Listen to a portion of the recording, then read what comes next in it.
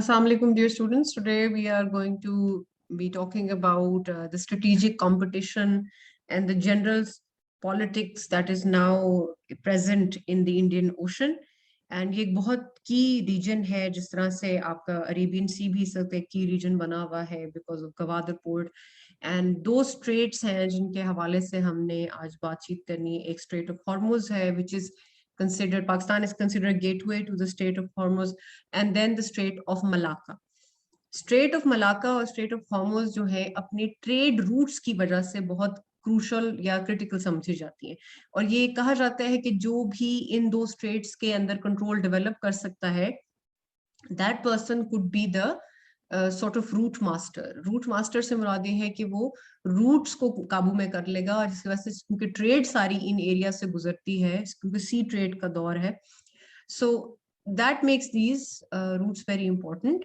और सारा जो कंपटीशन या जो सारी लड़ाई या तो जो है वो इन्हीं रूट्स के इर्द गिर्द है. और ये सारी चीजें कनेक्ट करती हैं आपकी ग्लोबल एनर्जी की पॉलिटिक्स के साथ भी. रिमेंबर दिस कि जो सारी गेम है एक्सेस की है. Straight of Hormuz and straight of Malacca, one way or the other, these straits are linked to the oil-rich Middle Eastern countries. There is a general global trade transference कि क्या चीज कहाँ से movement कहाँ से कहाँ तक हो रही है, और यही चीजों को इस पर्टिकुलर हमने सेशन में डिस्कस करना है. For the purpose of your examination in the coming year, इसकी वैलिडिटी यहाँ तक ही है कि इस वक्त this is not a forefront topic, यानी कि back in 2018 and 2019 ये बहुत important topics थे, but then due to the corona pandemic and the fall of and almost crashing of क्या कहते हैं oil prices to the point के लोगों के पास उनको रिटेन करने की, ऑयल को रिटेन करने की या स्टोर करने की कैपेसिटी एक्चुअली खत्म हो गई. And across the globe oil prices completely crashed. Economic downfall बहुत सिवियर रहा है 2020 के अंदर, once again because of the pandemic. और ये एक ओवरआर्चिंग थीम रहेगी. 21 जो है 2021, this year, it's the year of recovery for oil prices, and with the rise of oil prices we also see a sort of increase in inflation. क्योंकि economy recover कर रही है तो what appears to be inflation is in fact a recovery stage. सबसे बड़ी problem क्या है कि जो लॉसेस हुए थे 2020 के अंदर, उसमें सबसे मेजर था कि आपकी जो ग्लोबल जॉब मार्केट है वो बहुत बुरी तरह श्रिंक हुई है. Lots of industries have shut down, trade बहुत बुरी तरह डिसरप्ट हुआ है, कमर्शियल फ्लाइट्स बहुत बुरी तरह डिसरप्ट हुई हैं. सो इस सारी चीज को फुली रिकवर करने में तो it might take many years to come. However 21 जो है वो फिर from the current standard is a year of growth comparatively, which is why जब आपकी गवर्नमेंट भी बैठती है नेशनल टेलीविजन पे वो बड़े कॉन्फिडेंटली कहते हैं कि जी हमारी ग्रोथ जो है वो 4% हिट करने वाली, बाय कंपैरिजन हिट करने वाली है, not in real terms.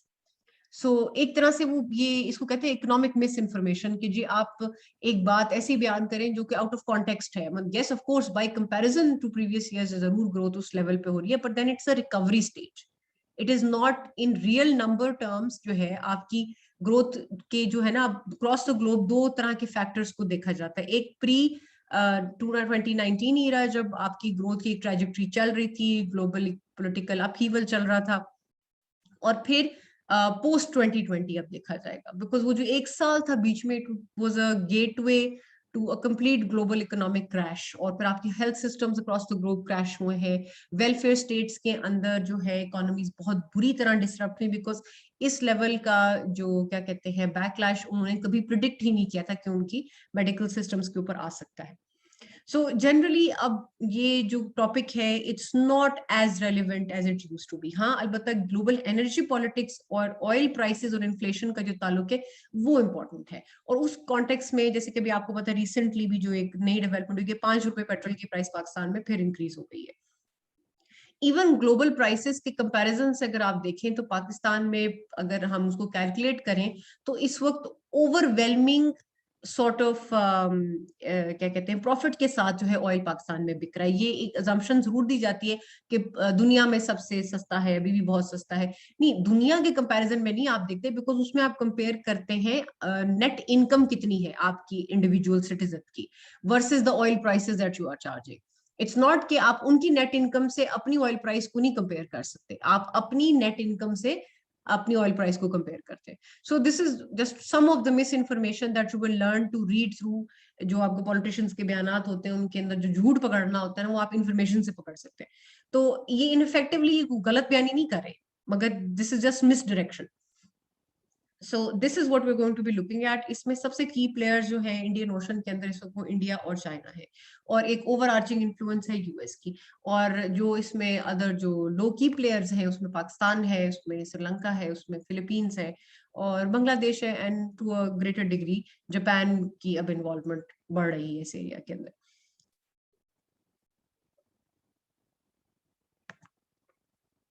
Okay, so remember this कि इंडियन ओशन जो है it's the third largest body water on earth. इसमें सी लेन्स ऑफ कम्युनिकेशंस हैं जहाँ पे आपकी ग्लोबल जो टेलीकम्युनिकेशन वायरिंग है ना, जो अंडर वाटर चल रही है, वो बहुत यहाँ से ट्रैवल करती हैं. जनरल ट्रेड रूट जो है ऑलमोस्ट $8 ट्रिलियन की ट्रेड जो है वो गुजरती है इस स्ट्रेट ऑफ मलाका से. और स्ट्रेट ऑफ मलाका जो है वो यहाँ पाई जाती है, और फिर हॉर्मोज भी यहाँ पे लिंक करती है.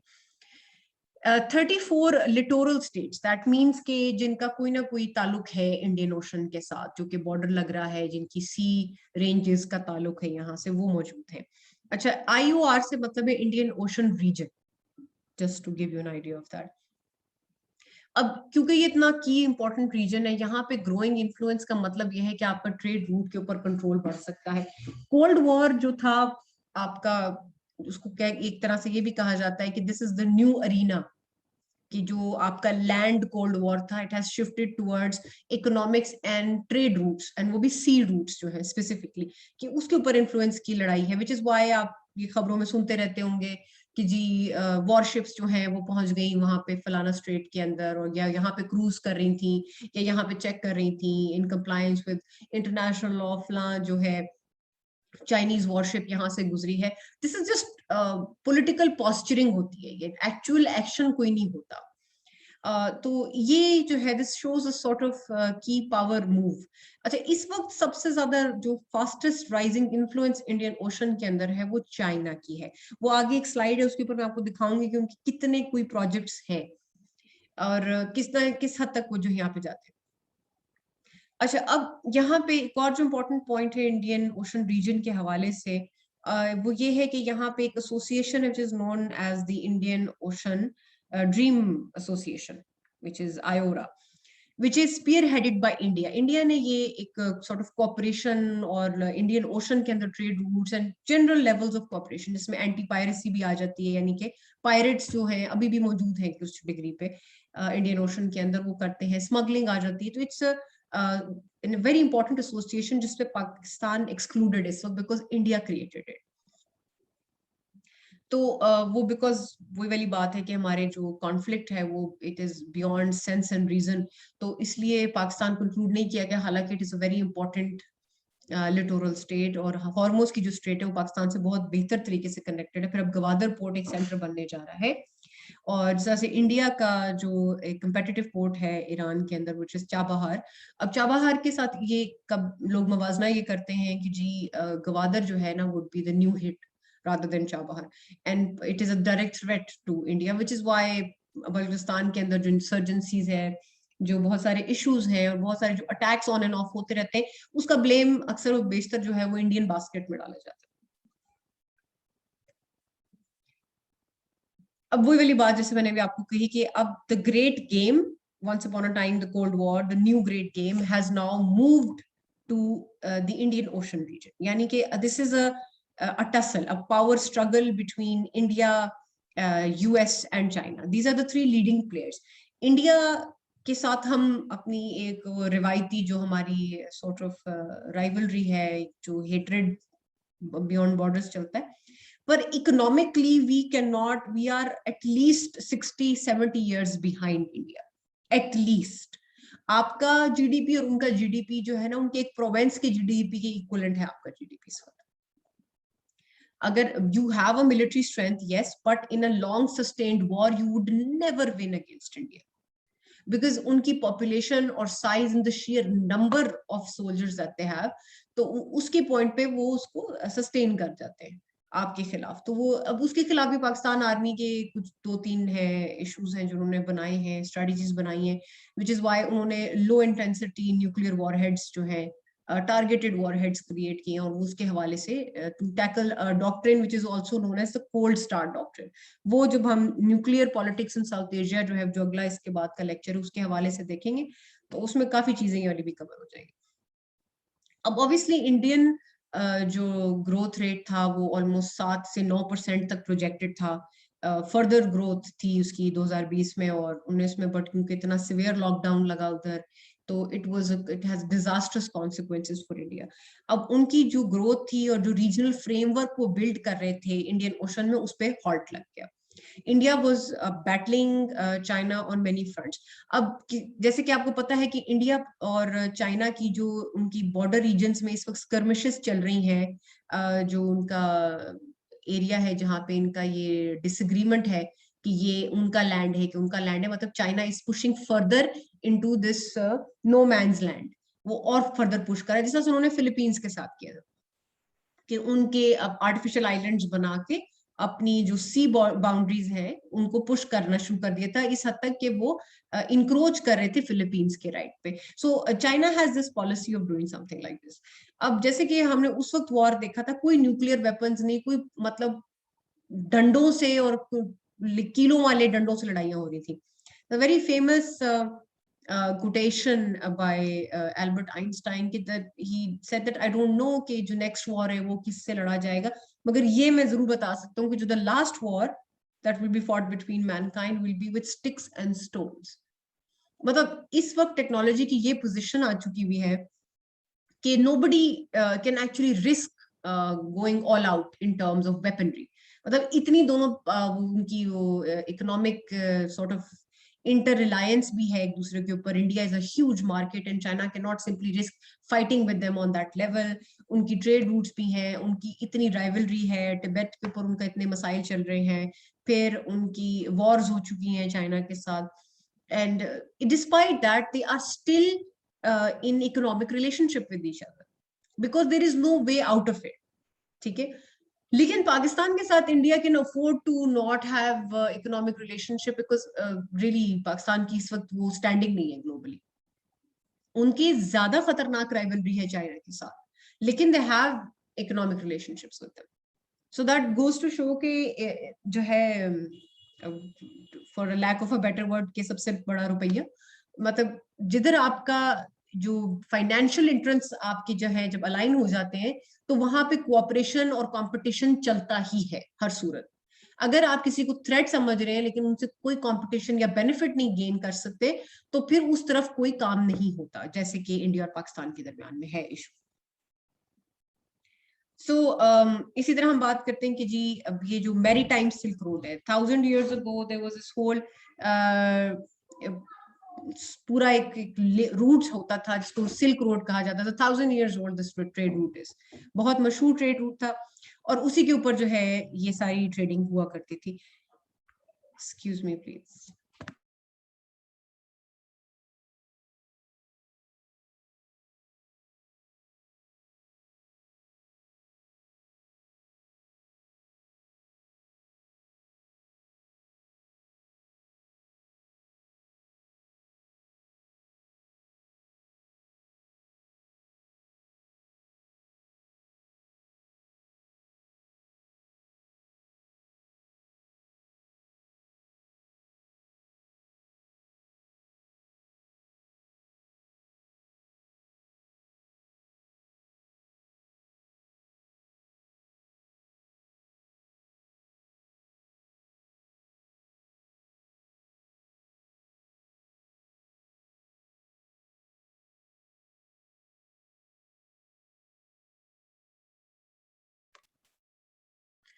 सो बेसिकली अब वो जो सिल्क रूट होता था जो किसी जमाने में अरब्स के कंट्रोल में था, उसका एक सी वर्जन जो है वो ये आपका one belt one road initiative के अंदर आ जाता है, मैरी टाइम सिल्क रोड जिसको अब कहा जाता है।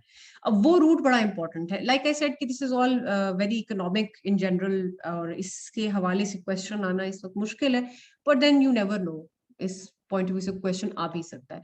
Right now this is not the forefront of the discussion, there are lots of other important issues going around in the globe. तो ये जो आपका इंडियन ओशन का कंपटीशन और इश्यूज चल रहे हैं उस हवाले से अभी कोई पर्टिकुलर क्वेश्चंस आने की चांसेस नहीं है। सो मूविंग फॉरवर्ड, अगर हम इसके ऊपर देखें कि इसमें यूएस का क्या play, obviously US does not want China to take the lead in this particular competition. वो नहीं चाहते कि जो है इंडिया चाइना जो है अपनी इन्फ्लुएंस यहाँ बढ़ाए, which is why United States in alignment with India tries to strengthen and a sort of like anti China alliance उन्होंने बनाई हुई है विद ऑस्ट्रेलिया एंड जापान, ताकि इस एरिया में वो उनको अपनी इन्फ्लुएंस एक्सपैंड करने ना दे। फिलहाल तक तो it has not been successful because China has successfully manage to by money, by investment, by diplomatic relations, by giving aid to lots of countries, उन्होंने अपनी इन्फ्लुएंस सब्सटेंशियली स्पीड अप की है इन the Indian ocean.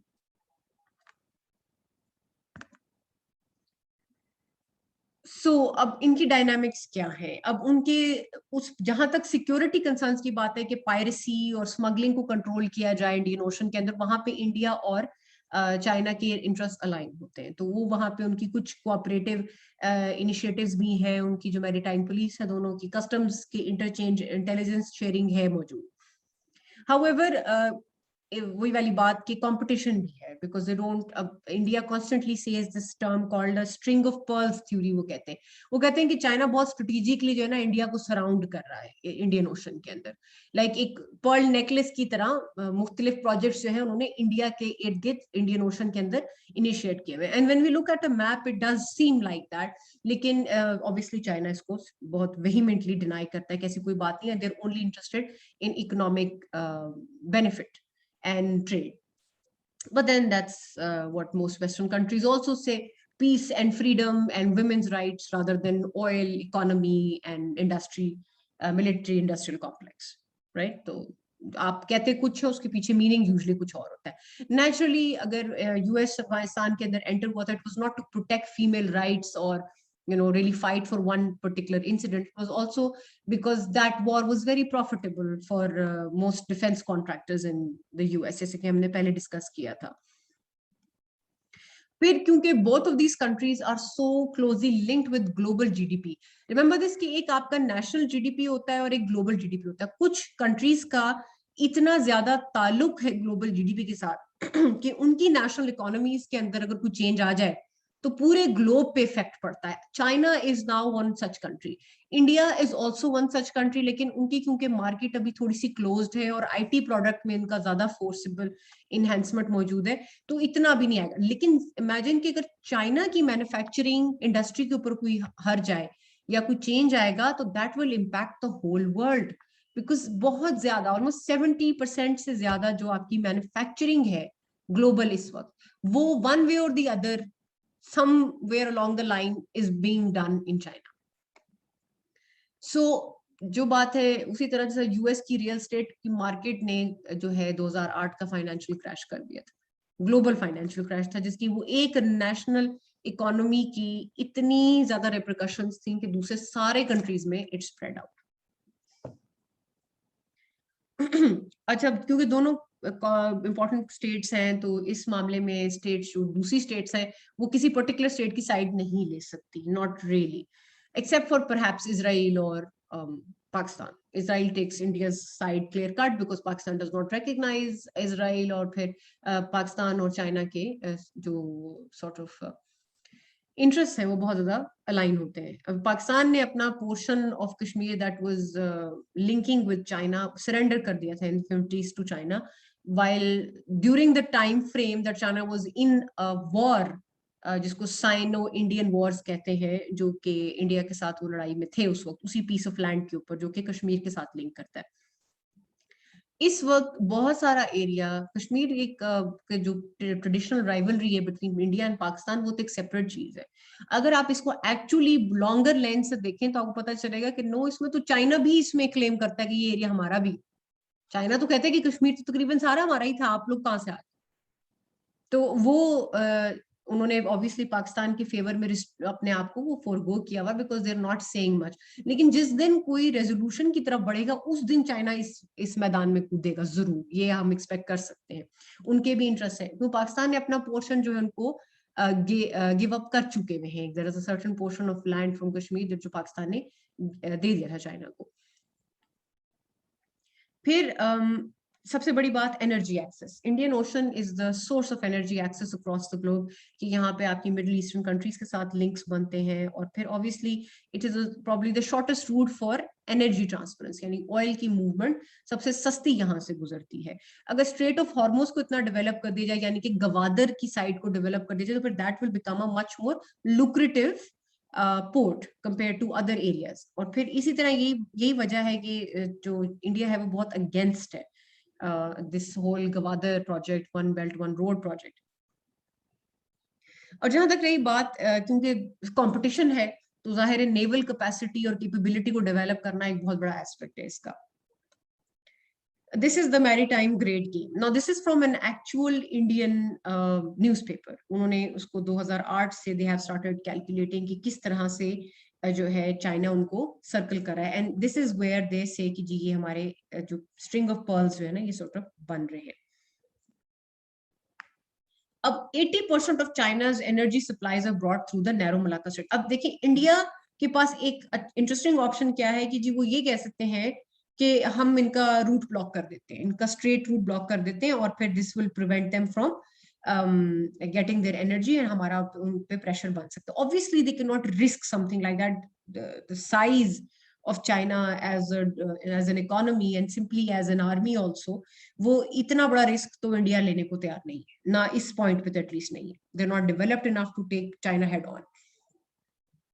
So the Gwadar port in fact offers a shorter route even compared to the Malacca Strait to China for their petrol needs, for their crude oil needs. तो वो फिर एक उससे भी छोटा root है. फिर वो उनके जिनजियांग जो प्रोविंस है, जिनजियांग है, एक एक्स से है, आई थिंक मैं थोड़ा गलत ना प्रोनाउंस कर रही हूँ, तो that is a province which has a largely Muslim population. तो वो ये समझते हैं पाकिस्तान के साथ लिंक हो गया और लेबर ट्रांसफरेंस हुई तो मे बी इस प्रोविंस के हालात भी बेहतर हो जाएंगे. So that is the most problematic provinces के साथ वो पाकिस्तान की वो रोड लिंकिंग और रेलवे की जो लिंकिंग कर रहे हैं.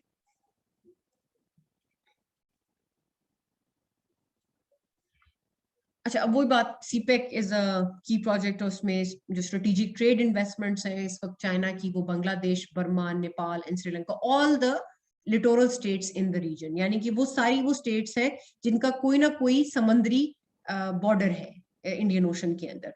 और वो अगर यहाँ पे अपने पोर्ट्स बनाता जाएगा चाइना, तो उनके प्रोजेक्ट्स इनहांस होंगे, उनकी ऑटोमेटिकली इन्फ्लुएंस इंक्रीज होगी बहुत ज्यादा, और उनकी नेवल और मिलिट्री प्रेजेंस भी इंक्रीज होगी, जब क्योंकि वो अपनी वॉरशिप्स को मूव करते हैं रीजन के अंदर. फिर अब इसके अंदर सबसे बड़ा जो प्रॉब्लम इस वक्त इंडिया जो फेस कर रहा है, तो मैंने जिस बॉर्डर डिस्प्यूट के बारे में आपको बताया, दोकलम जो है भूटान के अंदर, उनके साथ इंडिया का बॉर्डर के साथ स्टैंड ऑफ इशू चल रहा है इस वक्त. और Arunachal Pradesh, that is where the whole वो जो white sand desert like area है जहाँ पे सारा इशू बनता है. आप में से किसी ने अगर 3 Idiots देखी हो तो उसकी एंडिंग में जो दिखाया होता है कि जी वो आमिर खान किधर बैठा हुआ है, that entire region is in fact contested between China and India. तो इस वक्त उस वहां पे इंडियन कंट्रोल है, लेकिन वहां की local population has Chinese roots also, and they say very obviously कि जी ये अभी कंटेंशियस है, मतलब we are the rightful owners of this land. फिर obviously NSG which is the Nuclear Suppliers Group, China ने बहुत ज्यादा अपोज किया कि इंडिया इसके मेंबर बने इस ग्रुप का. अब ये जो न्यूक्लियर मटेरियल की सप्लाई है पूरी दुनिया में, उसकी मेंबरशिप के लिए जो जो मेन जो उनको मिल इस वक्त ब्लॉकेड है इंडिया को, वो चाइना है. वो इंडिया यूएन की परमानेंट जो है अपनी वो P5 स्टेटस P6 करना चाहता है कि जी हमें परमानेंट मेंबर बना दिया जाए यूएन का. तो कौन जो है वो वीटो करता है हर दफा इस चीज को? That is China. China simply does not want India to have the same level of power, और उसके मल्टीपल रीजंस है. अब जैसा India is hosting Dalai Lama which is enemy number 1 for China these days. उसी तरह 100,000 exiled Tibetans जो हैं वो उधर मौजूद है. तो India is very conveniently supporting everything anti China. पर China obviously they not going to let them get away with this. उन्होंने भी ये कहना है कि जी मतलब हम इनको हर तरह से ब्लॉक करेंगे, because it's a regional competition. Remember कि आपको मैंने हेजेमनी के बारे में पढ़ाया था कि वो दौर खत्म हो गया कि ग्लोब में पूरा एक कोई सिंगल पावर होगी. अब गेम जो है वो रीजनल हो गई है कि हर रीजन में एक हेजेमन बरामद होगा, और वो जो है रीजनल पॉलिटिक्स को रन करेगा। तो साउथ ईस्ट एशिया और ईस्ट एशिया और साउथ चाइना सी, इस सारे रीजन में इस वक्त जो मोस्ट इन्फ्लुएंशियल पावर है वो चाइना की है। अब बहुत सारे ऐसे कंटेंशियस एरिया कश्मीर के अंदर वो रूट गुजरता है जिसके ऊपर इंडिया को एतराज है, सॉवरेनिटी इश्यूज हैं कि जी हमारा इलाका था। पाकिस्तान ने तो दे दी चाइना को बहुत सारा पोर्शन, लेकिन इंडिया कहते हैं ये देने वाले कौन थे, हमारा था ये। हम कहते हैं कि जो इंडिया के पास है वो भी हमारा था, मुस्लिम पॉपुलेशन थी। So it's a very convoluted situation. लेकिन ये याद रखा जाए कि सारी प्रॉब्लम्स के बावजूद चाइना और इंडिया का आपस में ठीक ठाक ट्रेड कनेक्शन है, ठीक ठाक। इट्स रिमार्केबल कि इतनी सारे इश्यूज के बावजूद उन्होंने कैसे अपना ट्रेड सर्वाइव करवाया। वही अब इसके अंदर हम बात करेंगे, there is deployment of naval forces to the Gulf of Aden in 2008। ये चाइना के कुछ इस तरह की जो उन्होंने जानबूझ की चीजें की हैं कि उन्होंने अपनी मिलिट्री प्रेजेंस को इंडियन ओशन के अंदर काफी ज्यादा बढ़ा लिया है। और फिर उन ऑब्वियसली क्योंकि उनकी मिलिट्री जो प्रेजेंस है वो इतनी स्ट्रांग भी होती जा रही है, they are now having this capability कि वो आराम से दुनिया में कहीं पे भी न्यूक्लियर अपनी जो सबमरीन्स हैं उनसे सेकंड स्ट्राइक कैपेबिलिटी है उनके पास। दैट मीन्स कि अगर उन पे हमला हो भी जाए तो वो रिस्पॉन्ड कर सकते हैं। और क्योंकि वो अपनी रोबस्ट प्रेजेंस को मेंटेन करना चाहते हैं इस रीजन के अंदर, so part of the whole issue is के अब वो इस लेवल पे पहुंच चुके हैं कि you can not sort of stop them any more, not even India can stop them. So अब इसके अंदर ये एक और एक एथिक्स का जो डिलेमा है जिसको हम कहते हैं मैल्कम्स डिलेमा, कि जो आप ये सोचें कि भी उनको करंट जहां वो मौजूद है, जहां स्ट्रेंथन हो गए उधर उनको डील करें इंडिया, या जहां पे वो दूसरे जैसे चाइना सी के अंदर वो अपनी प्रेजेंस को बढ़ा रहे वहां पे डील करें, या फिर ये फोरगो करके सिंपली ट्रेड और रिलायंस इतनी बढ़ा दें कि इंडिया के खिलाफ कुछ ना कर सके कम से कम China. Even right now market बहुत बड़ी है, चाइना भी खुल के इंडिया के खिलाफ नहीं आता, ना आएगा, because inter dependence of trade काफी ज्यादा है इस वक्त। इंडिया स्ट्रेटेजिकली कहता है कि जी हमें इनसर्कल किया जा रहा है, वो वाली बात हम बात अभी आगे देखते भी हैं। अब ये कुछ मैंने पावर पॉइंट बनाई इस तरह से थी कि स्टेटस क्यो के बारे में और उनकी चाइना की वजह से थोड़े से नोट्स की शक्ल भी इख्तियार कर लेगी आपके लिए slides. So these are just pointers that you can focus on. China के इस वक्त जो डेवलपमेंट है हाइड्रोग्राफी में, टोपोग्राफी के अंदर, एंड जनरली भी जो ओवरसीज नेवल बेसिस में एनहेंसमेंट आ रही है वो भी बढ़ती जा रही है बाइस टाइम के साथ। तो जाहिर है उनकी जो स्टेटस है वो एज अ पावर हाउस जो है इन द रीजन बहुत ज्यादा बढ़ गया है, इंडिया से वो कोसों आगे हैं नेवल कैपेसिटी में भी। और सबसे बड़ी बात कि उनके पास अब ये कैपेसिटी है कि वो इंटरकॉन्टिनेंटल मिसाइल्स फायर कर सकते हैं। इंडिया भी पलट के करने की कोशिश करता है, but then again we must remember this कि इंडिया की जो मिलिट्री स्पेंडिंग या कंट्रोल या उस पर फोकस है वो बहुत मिनिमल है compare to other sectors that they are focusing on. I think given their situation, वो मतलब क्या कहते हैं ना, टेक्नोलॉजी के हवाले से उनकी मिलिट्री कैपेसिटी भी इतनी एडवांस नहीं है। हालांकि उनके पास they have the advantage of numbers and their economic backing, however बाकी चीजों के हवाले से वो जो है ना उनके पास मॉडर्न इक्विपमेंट नहीं है और टेक्नोलॉजी की बहुत ज्यादा कमी है। अब इसमें दो चार जो है इंडिया ने अपनी सैटेलाइट लॉन्च की हुई, बट देन अगेन चाइना की भी काफी सैटेलाइट्स मौजूद हैं जिसके हवाले से जो है उनकी स्ट्रैटेजी है। तो फिर क्या करता है कि इंडिया रिलाई करता है यूएस के ऊपर to provide them with the necessary naval technology to counter China in the region. अब ऑब्वियसली यूएस देख रहा है कि किस स्पीड से इंडियन ओशन के अंदर जो है चाइना की वो बढ़ रही है, प्रेजेंस बढ़ रही है, और वो फिर वही कि let's prevent the terrorist weapons of mass destruction की प्रोलिफरेशन नहीं होनी चाहिए रीजन के अंदर, और एक रूल बनाए और आर्म्स रेस ना करें। ये सारी बातें यूएस जनरली तो करता ही रहता है, लेकिन अल्टीमेटली इस पे अमल नहीं होता, क्योंकि हम देखते हैं कि नेवल एक्सरसाइजेस, वॉरशिप एक्सरसाइजेस होती रहती है इंडियन ओशन की अंदर बिटवीन, और मेमोरेंडम्स भी साइन होते रहते हैं इंडिया और यूएस के दरमियान में, और वो मिलिट्री कोऑपरेशन की तरफ फोकस करते हैं। In response to this, China has created a triad of sorts, जहाँ पे रशिया और पाकिस्तान वही एक्सरसाइजेस करते हैं उस रीजन में, और चाइना, रशिया और पाकिस्तान भी करते हैं। So there is a new developing alliance in the Indian ocean जहाँ पे रशिया भी इन्वॉल्व है। तो रशिया की थोड़ी सी, क्योंकि it's a traditional ally of India and it has been so forever, since well before the fall of the Soviet Union. So इन अ वे वो भी एकदम खुल के इंडिया के सामने नहीं आ सकते, हालांकि उनके इंटरेस्ट काफी डिवेट कर चुके हुए हैं हम उनके साथ। अच्छा, अब सबसे बड़ा जो यूएस को इस वक्त कंसर्न है इस रीजन के अंदर, वो है conflict between India and Pakistan. उनके दोनों न्यूक्लियर स्टेट्स हैं और बहुत एक हाई इंटेंसिटी कॉन्फ्लिक्ट चल रहा है पिछले 70 सालों से, और वो देख रहे हैं कि जी blow over at any time. But then again, क्योंकि दोनों अब न्यूक्लियर स्टेट्स हैं और दोनों के न्यूक्लियर होने पे जो है यूएस ने उन पे सैंक्शंस लगाई थी और एतराज किया था, बट नाउ वही वाली बात है कि चीजें चेंज हो गई हैं। कनाडा ने बहुत ज्यादा शोर किया था इंडिया के न्यूक्लियर होने पे, बिकॉज वो जो रिएक्टर्स हैं वो किसी और पर्पस के लिए इंडिया ने कनाडा से लिए थे, विच इज वाई बहुत अरसा तक कनाडा का बहुत जो डिप्लोमेटिक रिलेशंस बहुत डैमेज हुए थे इंडिया के साथ आफ्टर दे वेंट न्यूक्लियर। फिर अब सबसे एक जो मेजर इशू है कि जो बहुत सारी आइलैंड स्टेट्स हैं इंडियन ओशन के अंदर, क्लाइमेट चेंज के साथ एक इमीडिएट थ्रेट उनको हो रहा है।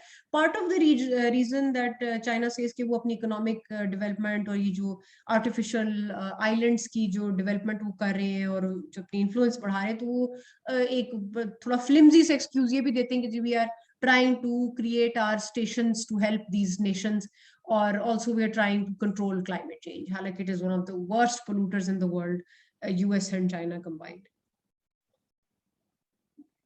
So right now there is very little that US can do. Donald Trump के दौर के अंदर इंडियन ओशन की तरफ जो फोकस था वो बहुत कम हो गया। इन अ वे वर्बल जाउस्टिंग जिसको कहते हैं ना, थोड़ा सा उसके ऊपर कमेंट्री करना कि चाइना ये कर रहा है और चाइना ये कर रहा है, जीरो सम गेम है, ये अल्टीमेट इन्फ्लुएंस की गेम है और ये अपनी पावर खोना नहीं चाहते वगैरह वगैरह, ये बैक एंड फोर्थ ये नॉनसेंस चलती रही चाइना और यूएस के दरमियान में। बट इफेक्टिवली ट्रम्प के दौर में यूएस की जो कहते हैं ना overseas sort of external diplomatic policy थी, उनकी जो सॉफ्ट पावर थी अक्रॉस द ग्लोब, वो बहुत बुरी तरह डैमेज हुई है, because this man has decided to pull them out and he made, मतलब यूएन में भी इनका मजाक बन गया। सो बहुत it gave a good 4 years for China to take the lead on a lot of issues.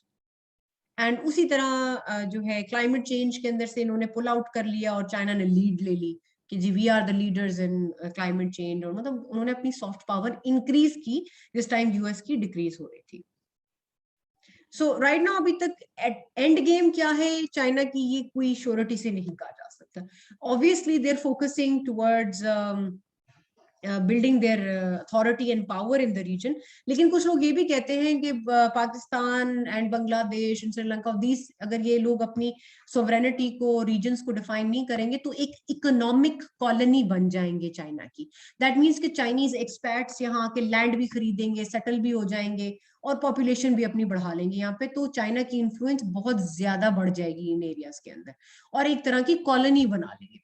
But while this kind of these kind of बयानात generally come from India, लेकिन इसके अंदर एक point to be noted is कि भी China के जो डायस्पोराज हैं, which means छोटी छोटी पॉपुलेशन जो मुख्तलिफ मुल्कों के अंदर मौजूद है, तो वो तो ऑलरेडी बहुत तेजी से बढ़ रहे हैं हर जगह। आप जो अगर American, it's actually quite a funny joke, अगर आप अमेरिकन मैथलॉन जो ग्लोबल मैथ्स कंपटीशन है उसके मेंबर्स निकाल के देखेंगे तो you would find that they're all Chinese, all Asian.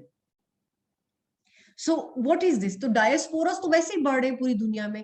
आप जाएंगे न्यूजीलैंड में, आप जाएंगे ऐसे ममालिक में जहां पे वेलफेयर स्टेट्स हैं, तो सबसे महंगी गाड़ी और सबसे ज्यादा बेहतरीन जो लैंड एक्विजिशन होगी वो किसी चाइनीज बिजनेसमैन की होगी। Similar goes for America. US के अंदर स्ट्रीट्स और जो रोड्स के साथ जो कहते हैं ना ग्रीन बेल्ट्स हैं, वो तक कई ऐसी चीज जगहों पे खरीदी हुई है चाइनीज बिजनेसमैन के अंदर लोगों ने।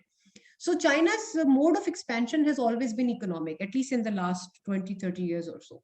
उससे पहले उनका कम्युनिज्म का एक सिस्टम था। जब से उन्होंने फ्री मार्केट पॉलिसीज इनकॉर्पोरेट की, तब से उनका कंट्रोल इसी डायरेक्शन की तरफ से बढ़ रहा है। चाहे वो अपनी छोटी छोटी पॉपुलेशंस उनकी रैंडमली जगहों पे पॉप अप कर रही हैं बहुत ज्यादा, और उसकी एक मेजर वजह ये है कि क्योंकि China as a communist state, उसकी जो कुछ लॉज है वो आपको लैंड ओन नहीं करने देते। दैट मीन्स कि एक आम चाइनीज अपना घर खरीद सकता है, उसका नंबर आता है, उसको घर मिल जाएगा, लेकिन जिस जमीन पे उसका घर है वो जमीन स्टेट की है। दैट मीन्स कि all resources, all effective land, is state controlled in China. तो आपको बिजनेस करने देंगे, चीजों को बढ़ाने देंगे, लेकिन remember this कि you have that land on lease of sorts by the government. That means कि 100 साल हो गए, 80 हो गए, उसके बाद आपकी लीज खत्म हो जाएगी and now somebody else can buy that area. मतलब इस तरह नहीं हो सकता जैसे पाकिस्तान के अंदर है कि किसी की जमीन है तो वो अगर ना बेचे तो उसका हयात उसकी सदियों तक वो उसी की फैमिली में रहेगी. सारा लैंड चाइना के अंदर is controlled by the government and owned by the government. This is an interesting point. Quad group. अब ये इनको लूजली डिफाइन किया जाता है. ये एक अलायंस है कुछ स्टेट्स की जो परेशान है चाइना की पोटेंशियल से इंडियन ओशन के अंदर. इनको क्वाड ग्रुप कहा जाता है. क्वाड ग्रुप के अंदर जापान, ऑस्ट्रेलिया और यूएस आते हैं. They are the most important sort of states in this group. और ये मिलते रहते हैं. इनका एक ग्रुप है और वो उस पर सिक्योरिटी क्वाड्रिलेटरल डायलॉग होता रहता है. कुछ सालों पहले एक चाइनीज जो है वो जापानीज बॉर्डर के अंदर भी चले गए थे. तो प्री 2019 और अर्ली 2018 और 17 के अंदर चाइना ने बहुत घुसपैठियां की हैं ये अपना चाइना सी के अंदर और इंडियन ओशन के अंदर. They have built artificial islands. उनकी वॉरशिप्स जाके खड़ी हो गई और वो हर जगह अपने पोर्ट्स बनाने के चक्रों में लगे हुए. और वो फिलीपींस जिन्होंने इनके खिलाफ केस किया, इंटरनेशनल आर्बिट्रेशन करवाई और केस जीत भी गए, उन्होंने भी इनके चाइना के साथ मतलब इत्तेहाद कर लिया. उन्होंने इग्नोर कर दिया कि जिन्होंने हमारे राइट्स को इन्फ्रिंज किया है. Because that is the power of China right now.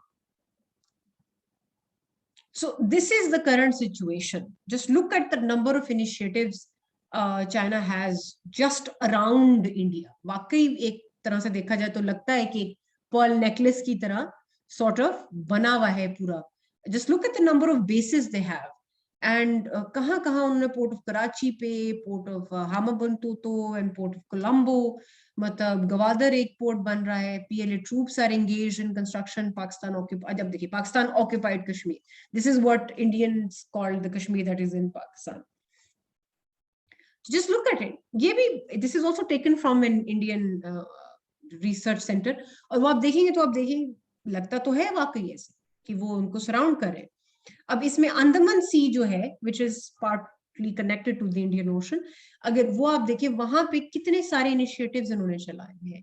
और फिर उस पे सोने पे सुहागा ये है कि Chinese command control communications, computer intelligence surveillance and reconnaissance, जो नेवल टेक्नोलॉजी है और फिर सैटेलाइट्स उन्होंने लॉन्च कर दी है, वो इनसे बहुत ज्यादा बेहतर. तो ऑब्वियसली इंडिया को बड़ी राइटफुल टेंशन है कि वन वे और the other they are going to make life very difficult for us. India is a hostile neighbour. Pakistan से उनकी बनती नहीं, नेपाल से उनके मसले चल रहे हैं, भूटान से उनके मसले चल रहे हैं, अफगानिस्तान भी अब उनकी लिस्ट में से बाहर हो गया, उनके खिलाफ भी अब तालिबान गवर्नमेंट जब से आई है तो उसके पीछे ये पड़ गए हैं हाथ धो के. ऑब्वियसली उनको हटाने से तो रहे, तो अब उन्होंने यूएन में जाकर उनके खिलाफ चाहे यानी एक और नेबर से फटा कर लिया है.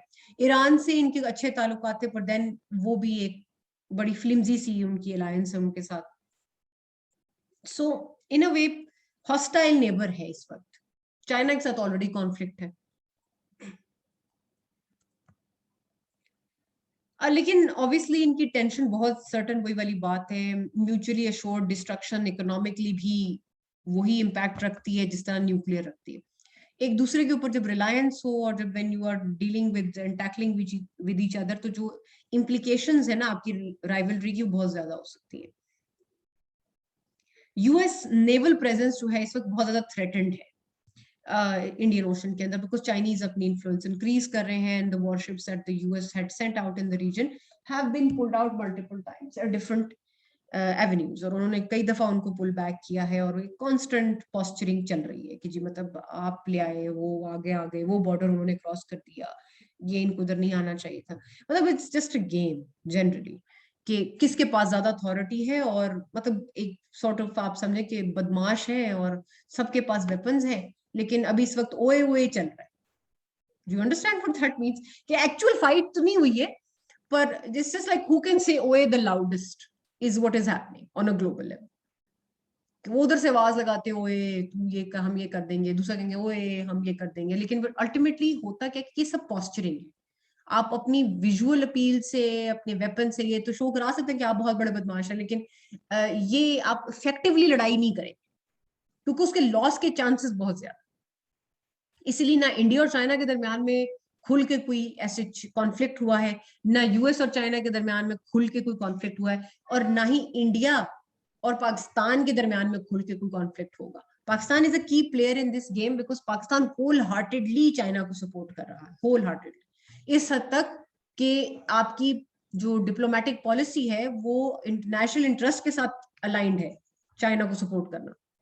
तो ये इतना ज्यादा वो है कि एक this is a thorn in India's side.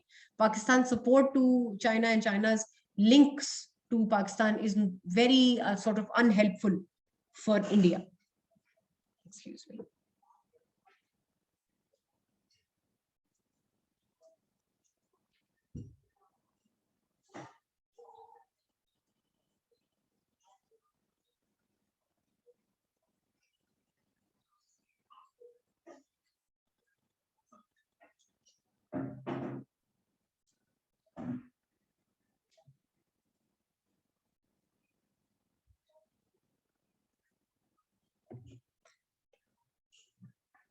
अच्छा, जो एनर्जी के रिसोर्सेज हैं अब जिनके ऊपर अक्सर बहस होती है कि अब ईरान के साथ फ्यूल अटैचमेंट है, चाहे इंडिया की भी चाइना की भी, उसी तरह सऊदी अरब के साथ भी, अब उनका अपना भी कंपटीशन है ईरान और सऊदी अरब का, और फिर देन यहाँ पे कंपीटिंग एनर्जी डिमांड्स भी है।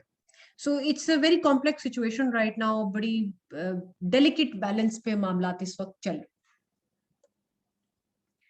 फ्यूचर कॉन्फ्लिक्ट क्या हो सकता है दोनों में? अब ऑब्वियसली अगर वो वाली बात कि मैंने आपसे कहा कि वो आपका मलाका की स्ट्रेट का जो वो रास्ता है इंडिया ब्लॉक कर ले, नेवल ब्लॉकेड कर दे, वो करेगा नहीं, because the fallback from such a move would be too devastating for India, especially right now post corona. तो बहुत उनका मुसीबत उन पे हो गई है, मैनेजमेंट उनके लिए पॉसिबल हुई भी है। फिर इंटरनेशनल बॉर्डर्स जो हैं आपके, वाटर इंटरनेशनल सी बॉर्डर्स हैं, जैसे पाकिस्तान का है, फिलीपींस के हैं, जापान के हैं, ऑस्ट्रेलिया के साथ लिंक हो रहा है कहीं ना कहीं। सो ये पूरा ओशन जो है, अब वहां पे जो इंटरनेशनल रूट्स हैं सारे, अब अगर चाइना इससे इस तरह बढ़ाता जाएगा तो ऑब्वियसली कई जो आपके वेस्टर्न ममालिक हैं वो चाइना के साथ जो है वो कॉन्फ्रंटेशनल मोड में आ जाएंगे, तो वो that could lead to a potential conflict. So सबसे important और immediate threat of conflict in the ocean at least वो इंडिया और चाइना के दरमियान का ही है। अब उसमें वही वाली बात है कि जो एक एक्सक्लूसिव इकोनॉमिक जोन EEZ, ये एक सर्टन 200 किलोमीटर के अंदर जो होता है ना, 200 नॉटिकल माइल्स होती हैं, जो कि समंदर के अंदर तरफ जाके उसको EEZ कहते हैं। ये आप लोग रिसर्च करें और देखें थोड़ा लॉ ऑफ द सीज पे क्या कहता है। अगर आप में से किसी ने इंटरनेशनल लॉ रखा हुआ है तो that will explain to you कि एग्जैक्टली क्या होता है। अब वही वाली बात है कि चाइनीज रिसर्च वेसल जो है वो इंडियन EEZ के अंदर, यानी वो 200 नॉटिकल माइल्स से अंदर आई थी। अब इंटरनेशनल ऑब्वियसली ये कहता है कि 200 नॉटिकल माइल्स तक जो बॉर्डर स्टेट होती है उसका सी बॉर्डर होता है। अगर उससे अंदर कोई और स्टेट की वेसल आ गई है तो that is a violation of international law. तो ये वाकया है सितंबर 2019 का। Clearly China does this a lot, we have seen this, they have done this with Philippines. हमारे साथ उन्होंने ये किया नहीं क्योंकि हमने उनको वैसे फ्री एक्सेस दी हुई हर चीज पे। फिर वही डिनाइल मेजर्स वाली बात है, एंड वंस अगेन कि ये अभी तक बहुत डामाडोल है सिचुएशन, और कोरोना की वजह से वैसे ही इनका जो इमर्जिंग कंपटीशन था उस पर फुल स्टॉप लगा हुआ है अभी। तो वी डोंट नो कि इस पेंडेमिक के एंड पे जाके एक सिचुएशन क्या होती है, could develop into something like a full blown conflict. China corona की सिचुएशन का एडवांटेज उठाया उन्होंने, as we all saw, and क्योंकि वो रिकवर कर रहे थे, they were in a better position to tackle, तो उन्होंने इंडियन जो रीजन था उसके अंदर घुसना शुरू कर दिया। और आपने नोटिस किया होगा कि वो जो वीडियोस भी आई और बड़ा लोगों ने मजाक भी उड़ाया इंडियन सोल्जर्स का कि जी वो तो उन पे मिलते तरले। द रीजन इज दिस कि वो India was not in a position to get into a conflict with them. वो ऑलरेडी डोमेस्टिकली बहुत सफर कर रहे थे from the whole corona situation. However it does speak a lot about the Chinese कि उन्होंने कितना मतलब खतरनाक और मतलब कितनी वो मतलब फपे गुड्डी टाइप हरकत की कि जी अभी तो इनके हालात खराब है तो अभी we can choose to move forward into this region. They didn't do this when India was at its full power. They did this right when it was at its weakest. अब हम बात करते हैं ग्लोबल एनर्जी पॉलिटिक्स की तरफ. This is a statement by Dr. Fatih Birol, and he says कि this is a dire warning कि इस वक्त आपकी जो कार्बन emissions हैं are going to jump in 21 by 1.5 billion tons. यानी कि वो जो थोड़ी सी रिकवरी आई थी ना क्लाइमेट के अंदर due to the COVID crisis, उसके बाद जो भी होगा ना वो सस्टेनेबल नहीं है. ये जो ग्रोथ है पॉपुलेशन और साथ में एनर्जी नीड्स की, उसकी कोई मतलब इस वक्त सिचुएशन ऐसी नहीं है कि जो सस्टेनेबल हो सके. ये आर द 4 की drivers and at the centre of it is the technology and policy. कि एनर्जी फ्यूचर जो है और आपकी जीडीपी, पॉपुलेशन ग्रोथ, अर्बनाइजेशन और डिमांड को कैसे मैनेज करना है. ऑब्वियसली रिसोर्सेज लिमिटेड है, ऑयल रिसोर्सेज लिमिटेड है, हमें सस्टेनेबिलिटी की तरफ जाने की जरूरत है, सूरज की रोशनी को इस्तेमाल करने की जरूरत है, विंड पावर को, and we need to go towards recyclable sources of energy. Because एक पॉइंट आएगा कि तेल खत्म हो जाएगा. इवन जो ऑयल प्रोड्यूसिंग कंट्रीज हैं उन्होंने भी रियलाइज कर लिया है कि ऑयल के ऊपर वो ताहयात रिलाय नहीं कर सकते. It is going to finish one day and then they have to look forward to a sustainable future. They have to find ways कि कोई ऑल्टरनेटिव सोर्सेज आए. सबसे बड़ी प्रॉब्लम इस वक्त क्या है कि जी डिमांड ग्रो हो रही है, सप्लाई जो है वो रिड्यूस हो रही है. कोरोना के अंदर ये एक रिमार्केबल सिचुएशन पहली दफा क्रिएट हुई थी कि ऑयल प्राइस ही क्रैश हो गई because there was no demand, storage capacity खत्म हो गई कंट्रीज के पास. लेकिन उसका सबसे बड़ी बात कि क्रूड ऑयल को इस्तेमाल करने का एक और जो बड़ा नुकसान है वो एनवायरनमेंट का ऊपर इम्पैक्ट है. फिर सिक्योरिटी सप्लाई की, टैंक ऑयल टैंकरों पे हमले बढ़ चुके हुए हैं due to the various conflicts that Saudi Arabia and Iran have involved themselves in, जो कि आपके की मेजर सप्लायर्स हैं दो. अब देखिए जैसे पॉपुलेशन इंक्रीज हो रही है, this estimate is an old one. 2006 में आईईए जो आपकी इंटरनेशनल एनर्जी एसोसिएशन है उसने दिए थे ये डिमांड के, एनर्जी डिमांड ग्रोथ प्रोजेक्शंस जो है कि 2030 तक जो है वो बहुत सब्सटेंशियली इंक्रीज कर जाएंगे. आपकी पॉपुलेशन इंक्रीज कर जाएगी और जनरली भी जो sort of African demographic changes बहुत ज्यादा आएंगे और उसमें ये होगा कि आपकी ग्लोबल पॉपुलेशन और ग्लोबल एनर्जी यूजेज वो आपस में मैच नहीं करेगा और यकदम कोई ना कोई क्रैश आएगा. अभी हम देख रहे हैं कि इन्फ्लेशन हो रही है, आहिस्ता आहिस्ता बढ़ रही है. सो जो G21 के स्टेटिस्टिक्स हैं सारे इस वक्त कि जी 4.6% से इंक्रीज हो रही है दोबारा. प्री कोविड-19 लेवल्स को सरपास कर गई है बिकॉज बीच में जो ब्रेक लगी थी एक साल की, इंडस्ट्री ने उसको रिकवर करने के लिए प्रोडक्शन ओवरड्राइव में चली गई है. That to sort of get back on track they are using more energy than required, जो कि स्ट्रेंज है, स्टडी ग्रोथ नहीं है. फिर बात ये थी कि 2020 के अंदर फ्यूल सारे नहीं इम्पैक्ट हुए, गैस का यूजेज उस तरह से इम्पैक्ट नहीं हुआ. सबसे ज्यादा जो बुरी तरह मार्केट हिट हुई थी वो ग्लोबल ऑयल क्राइसिस थी, जो कि आपकी मार्केट में प्राइस बिल्कुल जीरो पे चली गई थी एक दिन. तो there is a day in 2020 के ऑयल की प्राइस यूएस के अंदर एक्चुअली जीरो हिट कर गई थी because the energy reserves was so much कि there was no way for them to tackle the price in, मतलब स्टोरेज कैपेसिटी खत्म. सो अभी ये हमें पता है कि मिडिल ईस्ट जो है वो एनर्जी मार्केट को कंट्रोल करता है. These are some statistics that tell you कि रीजन वाइज डेवलपमेंट क्या है. This hasn't changed as much from 2019, अभी भी यही है. लेकिन एक सवाल यहाँ पे ये क्या पैदा होता है कि क्या मिडिल ईस्ट और कॉन्फ्लिक्ट जो वहां पे इतना मौजूद है, क्या उसका ताल्लुक ऑयल की प्रोडक्शन या ट्रांसपोर्ट से है? बिल्कुल है. सबसे बड़ी बात यह है कि जी 79 के अंदर और 73 से 79 के दरमियान में जो ग्लोबल ऑयल प्रोडक्शन है उसमें सऊदी अरब और ईरान और ये जो ओपेक कंट्रीज है इनका बहुत कंट्रोल था. यूएस के अंदर local resources were not found. ज्यादातर ममालिक जो थे वो अपनी ऑयल नीड्स के लिए इन्हीं ममालिक पे रिलाई करते थे. अब तो अपने भी रिसोर्सेज निकल आए हैं काफी सारे. एंड शेल ऑयल जो has replaced lot of the US's energy needs. Local उनका शेल निकलता है जो वो अब यूज कर रहे हैं. So they are not as much reliant on Saudi Arab और ईरान, और ईरान पे तो खैर बिल्कुल ही नहीं, they used to be back in the 70s.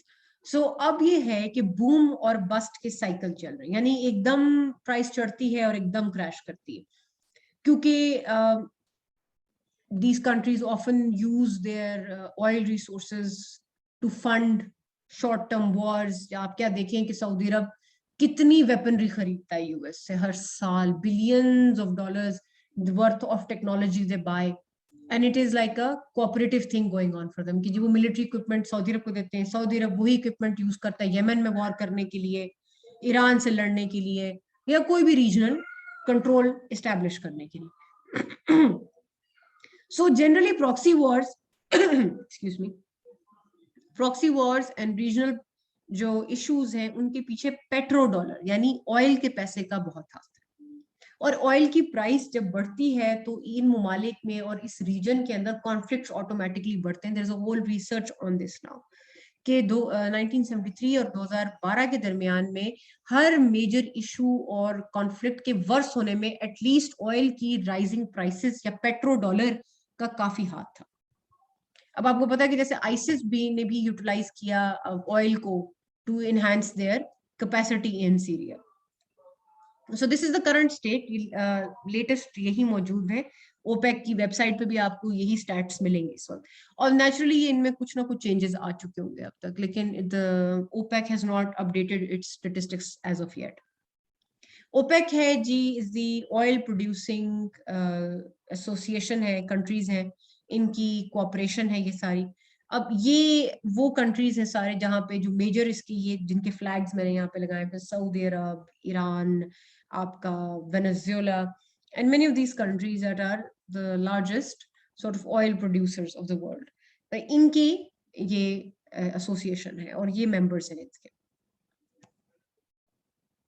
The largest oil producers in the Middle East are Iran, Iraq, and Saudi Arabia. फिर Kuwait, Oman, Qatar, and UAE are next in region's oil league table and having a mid-size potential. यानी कि अभी उन्होंने fully उसको exploit नहीं किया हुआ है. Strangely, पाकिस्तान के पास भी बलूचिस्तान के through crude oil के कुछ resources मौजूद हैं. However, उसको fully exploit नहीं किया गया अभी तक. और ये कहा जाता है कि सीरिया की जो आउटपुट है वो पीक कर गई थी 95 के अंदर. Egypt, Jordan, Lebanon have small और नो ऑयल रिजर्व्स, एंड उनकी जो भी प्रोडक्शन है इजिप्ट की वो लोकली इस्तेमाल कर लेते हैं, व्हिच इज व्हाई उनकी जो पॉपुलेशन का यूजेज है वो रफली ट्रांसलेट्स इनटू $220 पर हेड, यानी कि हर इंडिविजुअल इस लेवल का तेल वहां पे इस्तेमाल कर रहा है. और इसी तरह exports worth $32 per head of the population compare to an average figure of $1,600 per head for the whole of the Middle east.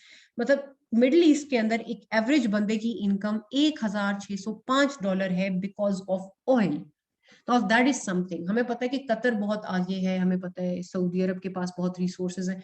One of the reason कि उनका ह्यूमन डेवलपमेंटल इंडेक्स जो है अरब्स का वो बहुत अच्छा है, despite living in a conflict fraught region. इतना कॉन्फ्लिक्ट है वहां पे, इतनी लड़ाइयां, इतने फड्डे, हर वक्त वहां पे कोई ना कोई मसला चलता रहता है, कोई ना कोई इशू होता है, लेकिन उसके बावजूद their lives are far better than many other peaceful regions across the globe. Because उनकी जो इनकम है, सब्सटेंशियल इनकम है बहुत ज्यादा. It is generated that the average Arab who's of middle class would be much better off than someone in the western world.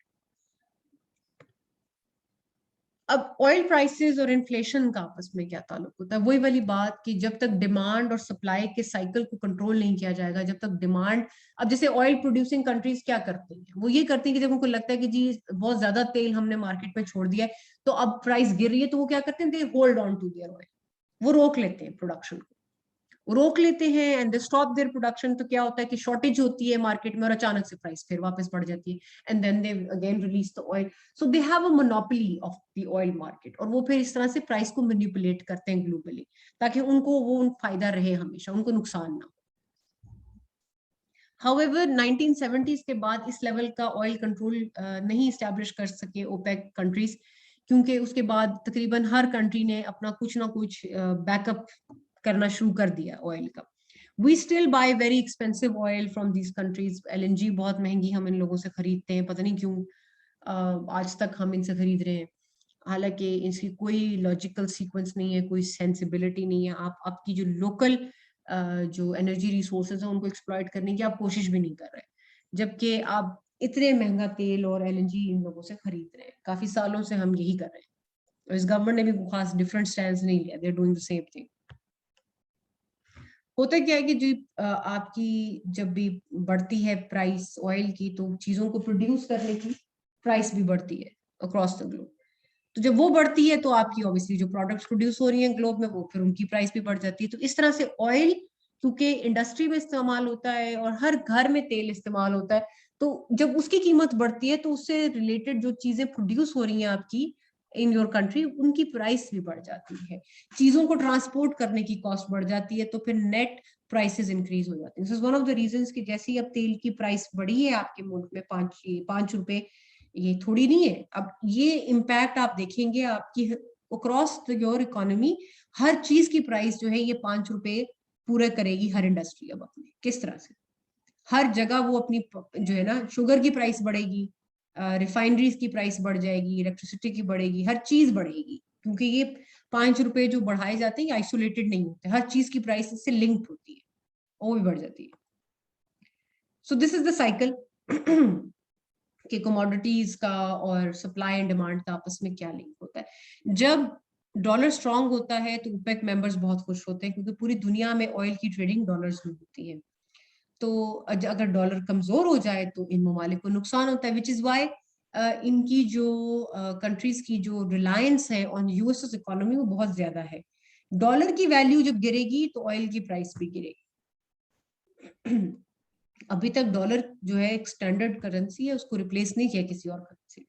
Although काफी सालों से अभी गुफ्तगू चल रही है कि चाइनीज युआन जो है वो लोकली जो है वो ट्रेड करना शुरू कर देंगे, या अफगानिस्तान में युआन यूज होगा, या पाकिस्तान भी युआन में ट्रेड करना शुरू कर देगा। अच्छा, मतलब अभी तक इफेक्टिवली इस तरह का कुछ हुआ नहीं है, लेकिन कोई करेंसी भी डॉलर से मुकाबला नहीं कर सकी अभी तक। जिस दिन करने लगेगी तो there would be a separate power vacuum create होगा, और फिर वहां पे कंपटीशन ऑफ करेंसी स्टार्ट हो सकता है, और फिर कमोडिटीज की फिर ये देखा जाएगा कि कौन किस करेंसी में ट्रेड कर रहा है। सो राइट नाउ तो dollar is the leading currency of the world. All right, so that was the end of the lecture. If anybody has a few questions, so I can answer them.